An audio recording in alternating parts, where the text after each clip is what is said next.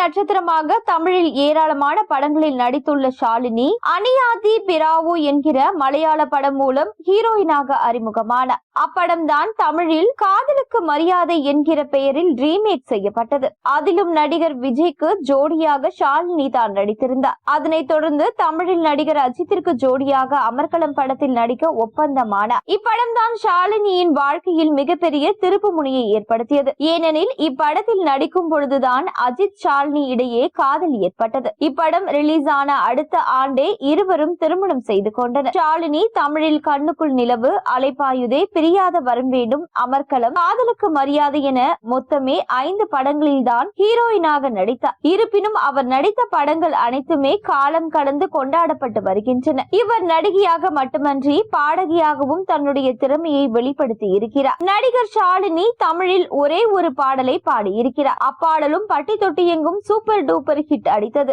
அப்பாடல் மூலம்தான் அஜித்திற்கு ஷாலினி மீது ஒரு ஈர்ப்பே வந்ததா. அது வேற எதுவும் இல்லை, அமர்கலம் படத்தில் இடம்பெற்ற சொந்த குரலில் பாட என்கிற பாடல் தான். அப்பாடல் தன்னுடைய இனிமையான குரலில் பாடிய ஷாலினி அப்பாடல் ஹிட்டான பின்னர் எந்த படத்திலும் பாடவில்லை. தான் முதலில் பாடும் பாடல் என்பதற்கு ஏற்ப அப்பாடல் சிச்சுவேஷனும் அமைந்திருக்கும். சொந்த குரலில் பாட ரொம்ப நாளா ஆசை என்கிற வரிகள் ஷாலினிக்காகவே எழுதப்பட்டது. மேலும் அப்பாடலில் சுசிலா, ஜானகி போன்ற பாடகிகளிடமும் மன்னிப்பு கேட்டிருப்பார் ஷாலினி. மீண்டும் அவரை பாட வைக்க முயற்சிகள் எடுக்கப்பட்டது. அவர் அதில் ஆர்வம் காட்டவில்லை. தற்பொழுது மீண்டும் AK64 படத்தில் பாட வைக்க ஆதிக் முயற்சி எடுத்து வருவதாக கூறப்படுகிறது. கிட்டத்தட்ட 25 வருடங்கள் கழித்து அஜித் படத்தில் ஷாலினி பாட இருப்பது வியக்க வைத்துள்ளது. இதனை பற்றி அதிகாரப்பூர்வ அறிவிப்பை விரைவில் எதிர்பார்க்கலாம்.